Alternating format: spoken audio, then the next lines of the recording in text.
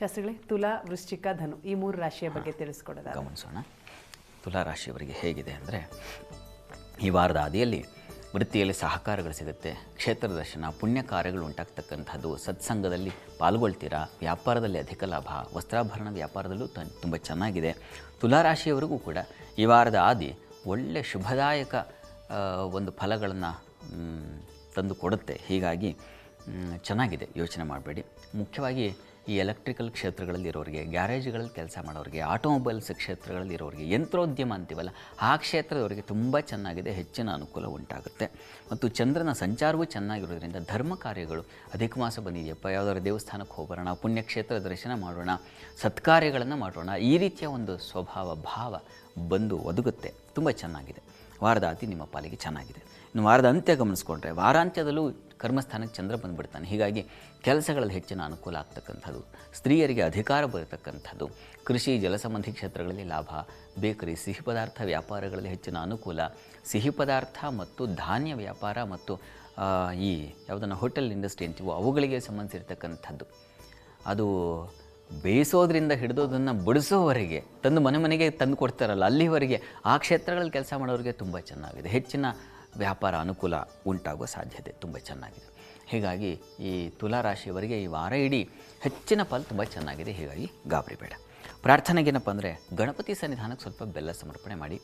ಅದು ಬುಧವಾರ ಮತ್ತು ಗುರುವಾರ 2 ದಿನ ನಿಮಗೆ ಸ್ವಲ್ಪ ಕಾರ್ಯಗಳಲ್ಲಿ ವಿಘ್ನಗಳು ಉಂಟಾಗುತ್ತೆ, ತೊಡಕು ಸೂಚಿಸ್ತಾ ಇದೆ. ಆ ದಿವಸ ತಪ್ಪದೇ ಹೋಗಿ ಬನ್ನಿ ಗಣಪತಿ ಸನ್ನಿಧಾನಕ್ಕೆ. ಇನ್ನು ವೃಶ್ಚಿಕ ರಾಶಿಗೆ ಹೋಗೋಣ.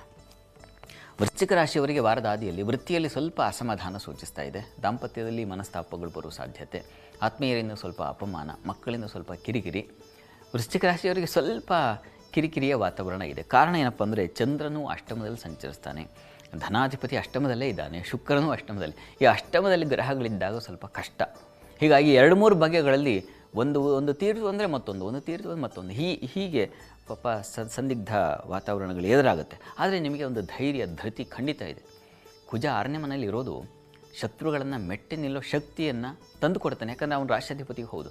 ಹೀಗಾಗಿ ನಿಮಗೆ ಬಲ ಇಲ್ಲ ಅಂತಲ್ಲ, ಆದರೂ ಸವಾಲುಗಳಿರುತ್ತೆ. ನೋಡೋಣ ಇದಕ್ಕೆ ಪರಿಹಾರ. ವಾರದ ಅಂತ್ಯ ಗಮನಿಸೋಣ. ವಾರಾಂತ್ಯದಲ್ಲಿ ಸ್ವಲ್ಪ ಚೇತರಿಕೆ ಆಗುತ್ತೆ, ದೈವಾನುಕೂಲದಿಂದ ಸ್ವಲ್ಪ ಸಹಾಯ ಉಂಟಾಗೋ ಸಾಧ್ಯತೆ, ಚಂದ್ರನಿಂದ ಸ್ವಲ್ಪ ಫಲ ಕಾಣ್ತೀರ. ವೃತ್ತಿಯಲ್ಲಿ ಸಮಸ್ಯೆಗಳು ಸ್ವಲ್ಪ ಮಟ್ಟಿಗೆ ಕಿರಿಕಿರಿ ಇದೆ, ಇಲ್ಲ ಅಂತಲ್ಲ. ಇದಕ್ಕೆ ಪರಿಹಾರ ಏನಪ್ಪ ಅಂತಂದರೆ, ವೃಶ್ಚಿಕ ರಾಶಿಯವರು ಶ್ರೀನಿವಾಸ ದರ್ಶನ, ಶ್ರೀನಿವಾಸ ಸನ್ನಿಧಾನಕ್ಕೆ ಅಂದರೆ ಯಾವುದಾದ್ರು ವಿಷ್ಣು ಸನ್ನಿಧಾನಕ್ಕೆ ನೀವು ನವಧಾನ್ಯ ಸಮರ್ಪಣೆ ಮಾಡಿ, ವಿಷ್ಣು ಸಹಸ್ರನಾಮ ಪಾರಾಯಣ ಮಾಡಿ. ಇದು ತುಂಬ ಸಹಾಯವಾಗುತ್ತೆ. ಆ ತೊಡಕು, ಸಂದಿಗ್ಧ, ಕಷ್ಟ ಏನಿದೆ ಅದರಿಂದ ಹೊರಗೆ ಬರ್ತೀರ. ವಿಷ್ಣು ಸಹಸ್ರನಾಮ ಹೇಳ್ಕೊಳ್ಳಿ. ಇನ್ನು ಧನುರಾಶಿಗೆ ಹೋಗೋಣ.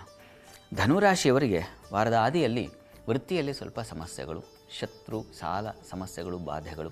ದಾಂಪತ್ಯದಲ್ಲಿ ಅನ್ಯೋನ್ಯತೆ ಚೆನ್ನಾಗಿದೆ, ಮಕ್ಕಳಿಂದ ಹೆಚ್ಚಿನ ಸಹಾಯ ಕಾಣ್ತೀರ. ವೃತ್ತಿಯಲ್ಲಿ ಸ್ವಲ್ಪ ಅಲ್ಲಿ ಬುಧನಿಗೆ ಬಲ ಇಲ್ಲ, ಸ್ವಲ್ಪ ಕಡಿಮೆ ಇದೆ. ಈ ಕಾರಣದಿಂದಾಗಿ ಸ್ವಲ್ಪ ನಿಮಗೆ ಏರುಪೇರು ಉಂಟಾಗುತ್ತೆ. ಕೆಲಸದ ವಿಚಾರದ ಸ್ವಲ್ಪ ಶ್ರದ್ಧೆ, ಎಚ್ಚರಿಕೆ ಬೇಕು. ಉಳಿದ ಹಾಗೆ ವ್ಯಾಪಾರದಲ್ಲಿ ತುಂಬ ಚೆನ್ನಾಗಿದೆ. ಸಂಗಾತಿಯಲ್ಲಿ ಸಾಮರಸ್ಯ, ಪ್ರೀತಿ, ವಿಶ್ವಾಸ ಚೆನ್ನಾಗಿದೆ, ಸಂಶಯ ಇಲ್ಲ. ಮತ್ತು ಬಹಳ ಮುಖ್ಯವಾಗಿ ಮಕ್ಕಳಿಂದ ಸಹಾಯ ಮತ್ತು ಹಿರಿಯರ ಸೀನಿಯರ್ಸಿಂದ ಹೆಚ್ಚಿನ ಅನುಕೂಲ ಉಂಟಾಗ್ತಕ್ಕಂಥದ್ದು, ಈ ರೀತಿಯಲ್ಲೆಲ್ಲ ತುಂಬ ಚೆನ್ನಾಗಿದೆ. ಹಳೆಯ ಮಿತ್ರರಿಂದ ಸಹಾಯ ಅಥವಾ ಇನ್ಯಾವುದೋ ಒಂದು ಗೈಡೆನ್ಸ್ ಸಿಗ್ತಕ್ಕಂಥದ್ದು, ಈ ರೀತಿಯಲ್ಲಿ ತುಂಬ ಚೆನ್ನಾಗಿದೆ. ಇನ್ನು ವಾರದ ಅಂತ್ಯ ಗಮನಿಸೋಣ. ವಾರಾಂತ್ಯದಲ್ಲಿ ಧನುರಾಶಿಯವರಿಗೆ ದಾಂಪತ್ಯದಲ್ಲಿ ಸಾಮರಸ್ಯ ಚೆನ್ನಾಗಿದೆ, ದುಃಖ ನಿವಾರಣೆ, ಸಮಾಧಾನ ಸಿಗುತ್ತೆ. ವೃತ್ತಿಯಲ್ಲಿ ಸ್ವಲ್ಪ ಅಸಮಾಧಾನ ಇದೆ, ಹಳೆಯ ಸ್ನೇಹಿತರಿಂದ ಸಹಾಯ ಇತ್ಯಾದಿ ಅನುಕೂಲಗಳು ಉಂಟಾಗುತ್ತೆ. ನಿಮಗೆ ಕೆಲಸದ ವಿಚಾರದಲ್ಲಿ ಸ್ವಲ್ಪ ಜಾಗ್ರತೆ ಬೇಕು. ಧನುರಾಶಿಯವರಿಗೆ ಕೆಲಸದಲ್ಲಿ ಸ್ವಲ್ಪ ಅತಂತ್ರ ಸ್ಥಿತಿ ಅಥವಾ ವಾತಾವರಣದಲ್ಲಿ ಸ್ವಲ್ಪ ಕಹಿ ಅನಿಸ್ತಕ್ಕಂಥದ್ದು, ಅಥವಾ ಜೊತೆಗಿದ್ದವರೇ ಸ್ವಲ್ಪ ಏನಪ್ಪ ಹೀಗೆ ವರ್ತಿಸ್ತಾ ಇದ್ದಾರಲ್ಲ ಅಂತ ಅಸಮಾಧಾನ ಆಗೋದು, ಈ ರೀತಿಯ ಸಾಧ್ಯತೆ ಇದೆ. ಇದರ ಪರಿಹಾರಕ್ಕೆ ವಿಷ್ಣು ಸನ್ನಿಧಾನದಲ್ಲಿ ಒಂದು ಗಂಧಾಲಂಕಾರ, ಅದು ತುಂಬ ಸಹಾಯವಾಗುತ್ತೆ. ಆ ಗಂಧ ಅಲಂಕಾರ ಮಾಡಿದ್ದನ್ನು ನೀವು ಧಾರಣೆ ಮಾಡಿ, ಈ ವಾರ ಇಡೀ ಅದನ್ನು ಮಾಡಿ. ಅದು ಹೆಚ್ಚಿನ ನಿಮಗೆ ಸಮಾಧಾನ, ಸೌಖ್ಯ, ನೆಮ್ಮದಿ ತಂದು ಕೊಡುತ್ತೆ.